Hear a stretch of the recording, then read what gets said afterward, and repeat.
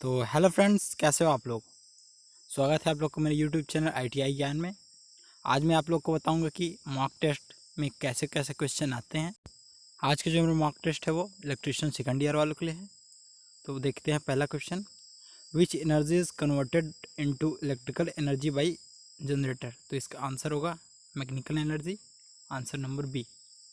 अगला है हम लोग का, what is the name of the starter symbol. ये किस प्रकार का सिम्बॉल है, तो ये स्टार डेल्टा स्टार्टर का सिम्बॉल है।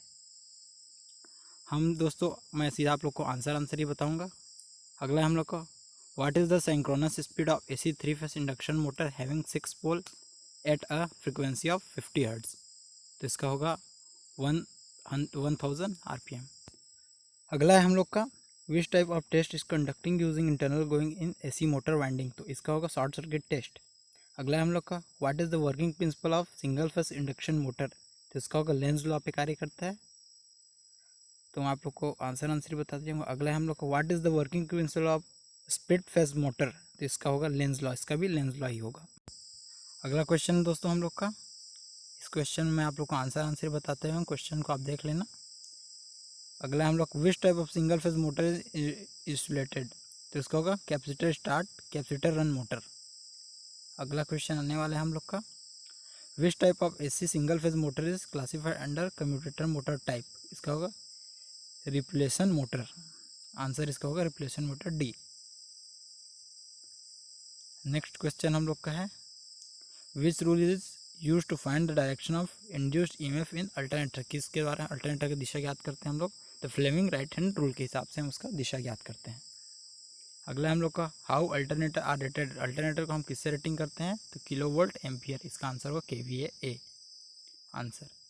अगला हम लोग, what is the supply frequency of alternator having 6 pole run at 1000 RPM। इसका होगा 50 हर्ट्ज पे। अगला है हम लोग, what is the principle of DC generator. DC generator किस सिद्धांत पे कार्य करता है, तो यह है फैराडे के इलेक्ट्रोमैग्नेटिक इंडक्शन रूल के हिसाब से कार्य करता है।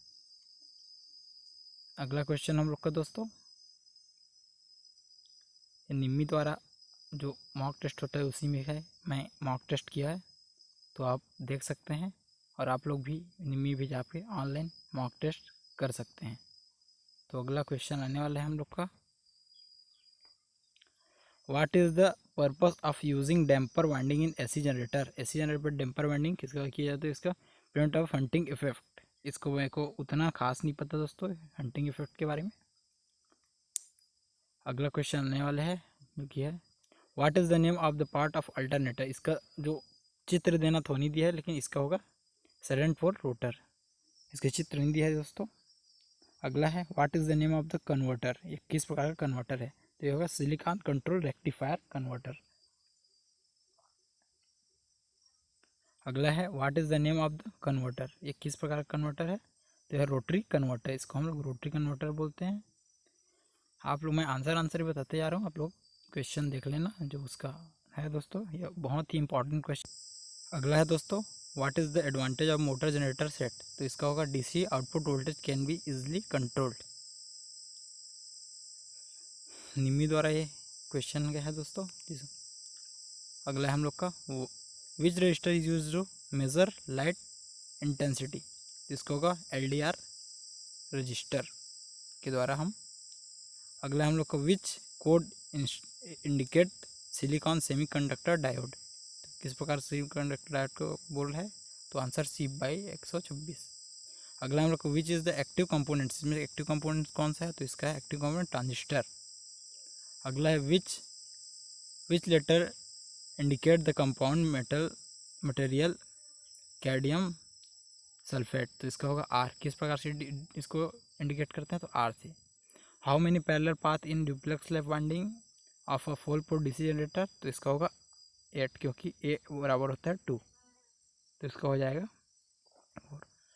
विच cable ties use in bunch of wires. इसका नायलॉन होगा, नायलॉन टाइल्स, क्योंकि हम वायर जो बंच है उसको नायलॉन टाइल से कसते हैं। अगला हम विच device is avoided in the parallel board assembly. किस प्रकार का अवॉइड करते हैं पैरेलल में, तो सेंसर को नहीं लगाते, इसको अवॉइड कर देते हैं पैरेलल में जो कि बोर्ड रहते हैं। अगला है friend, what is the reason of providing two separate earthing in panel board, तो इसको होगा ensure earthing in case of other failure, क्योंकि फेलियर मत हो अर्थिंग में, इसलिए अर्थ का प्रयोग करते हैं, डबल अर्थिंग का। अगला है which control system consumes very low power of motion control in AC and DC Motors, तो इसको आर्मेचर कंट्रोल मेथड के द्वारा हम वेरी लो पावर को हम मोटर कंट्रोल कर सकते हैं, वेरी लो पावर में कंट्रोल कर सकते हैं उसको। अगला है दोस्तों हम लोग को what is the electric drive, इसका होगा an electromechanical drive for controlling motor. अगला हम लोग को what is the electric drive, तो इसका भी वही होगा। अगला what is the full form of BOP in DC drive, तो इसका होगा बेसिक ऑपरेशन पैनल।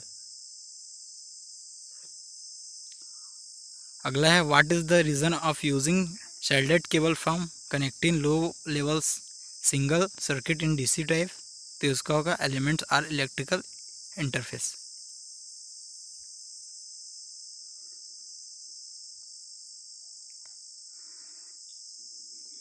अगला क्वेश्चन देखते हैं दोस्तों, what is the minimum permissible single phase working voltage in the declare voltage is 240 volt as per SI, तो उसका होगा 228 ISI जो होता है वो परमिशनेबल सिंगल होता है।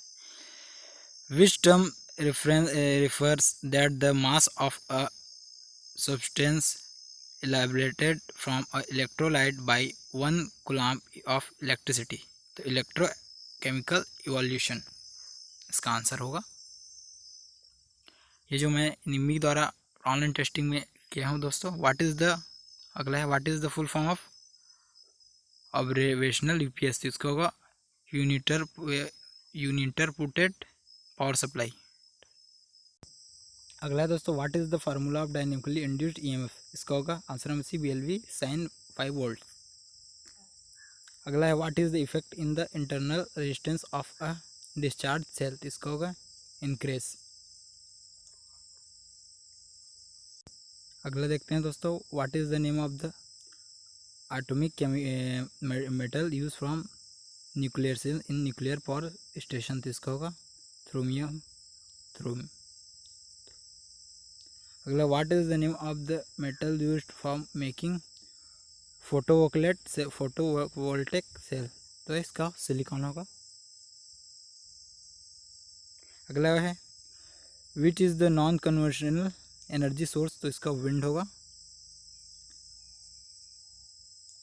अगला what is the main disadvantage of non conventional power generation, तो इसका पुअर एफिशिएंसी। अगला है which electric lines connection the substation inter distribution system, तो इसका होगा फीडर्स A। अगला है what is the install resistance between any two conductor in a medium voltage domestic installation as per IE rules, more than 1 mega ohm. अगला है what is the voltage ratio in AC distribution line adopted from domestic consumer, तो इसका होगा 415/240 volt. अगला है दोस्तों हम लोग का question number 43, how the routing capacity of circuit breaker is rated, तो इसका होगा MVA मेगा वोल्ट एम्पियर। अगला है which circuit breaker is install along with wiring circuit against leakage current protection, तो इसका होगा ELCB earth leakage circuit breaker. अगला है which instrument is use to measure armature winding resistance, इसका होगा Kelvin bridge. अगला है which relay hold their connect in position after power is cut off, तो इसका होगा लेचिंग रिले। अगला है which instrument is using to test armature winding for slot a open circuit, तो एक्सटर्नल ग्लोवर। अगला which rule determine the direction of rotation of armature in DC motor, तो Fleming left hand rule के हिसाब से। अगला होगा which rule determine the direction of current in DC motor, तो इसका होगा फ्लेमिंग राइट हैंड रूल। अगला है calculate the number of coils per phase per pair of poles of 3 phase motor having 2 pole 24 slot 12 coil. इसका answer number C 4। तो दोस्तों मैं आगे ही आप लोग को मॉक टेस्ट की जानकारी देते, तो आगे भी आप मेरे चैनल से जुड़े रहिए। थैंक यू दोस्तों।